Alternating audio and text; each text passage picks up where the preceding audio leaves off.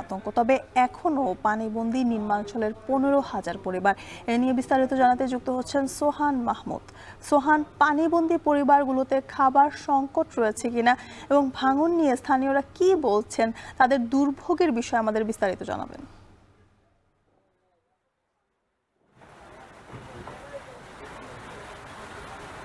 যুথিকা, গত 15 দিন ধরে চাঁপাইনবাবগঞ্জের পদ্মাপাড়ের প্রায় 15,000 মানুষ পানিবন্দী হয়ে পড়েছেন। পানিবন্দী হয়ে ভোগান্তিতে জীবনযাপন করছেন। এতে তারা বলছেন খাবার সংকট কিংবা সক্রিয় পানির সংকট দেখা দিয়েছে। এতে তারা স্থানীয় প্রশাসনের কাছে বারবারই আবেদন করছেন যেন তাদের শুকনো খাবার এবং সক্রিয় পানি বিতরণ করা হয়। আমরা পানি উন্নয়ন বোর্ডের সঙ্গে কথা বলেছি। গত 24 ঘন্টায় 17 সেন্টিমিটার পানি ইতিমধ্যেই কমেছে। এখন যে পদ্মা আপনি দেখতে পাচ্ছেন, এই পদ্মায় 59 সেন্টিমিটার বিপদ সীমার নিচ দিয়ে আসলে পানি প্রবাহিত হচ্ছে। আমরা স্থানীয় যে বাসিন্দারা রয়েছেন তারা বলছেন এখানে যেহেতু 15 দিন ধরে তারা পানিবন্দী, বিশেষ করে পাকা এবং আলাতুলি এছাড়াও 5টি ইউনিয়নের প্রায় 15,000 মানুষ বলছেন যে এখানে মূলত যে পানিবন্দী এলাকা রয়েছে এখানে সক্রিয় পানির সংকট রয়েছে। এছাড়াও ওষুধ সংকট রয়েছে।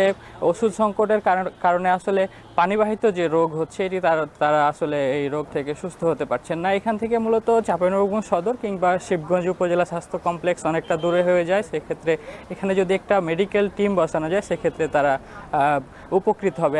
আপনাকে বলে রাখি, চাঁপাইনবাবগঞ্জের পদ্মা নদীর পানি আসলে বাড়লে ভাঙন বৃদ্ধি পায় এবং কমলেও ভাঙন বৃদ্ধি পায়। যেহেতু পানি কমছে সেক্ষেত্রে ভাঙন আতঙ্কেও এখানকার বাসিন্দারা বলছেন গত 5 থেকে 6 বছর ধরে আসলে ভাঙন বেড়ে চলেছে। এবারও বেশ কিছু বাড়ি আমার বিশেষ করে পাকা ইউনিয়ন এছাড়াও নারায়ণপুর ইউনিয়নে বিশেষ করে আপনার দেখা গেছে যে প্রায় 10,000-এর বেশি বাড়ি এই 4-5 বছরে ভেঙে তলিয়ে গেছে।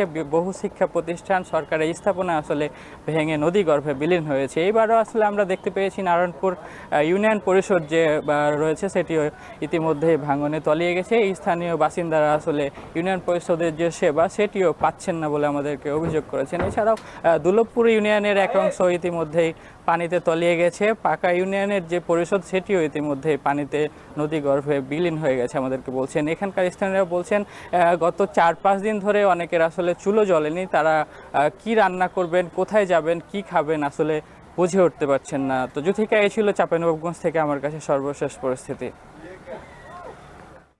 চাঁপাইনবাবগঞ্জের পদ্মা নদীর পানি কমলেও এখনও নিম্নাঞ্চলে পানিবন্দী হাজারো মানুষ। সেই খবর জানাচ্ছিলেন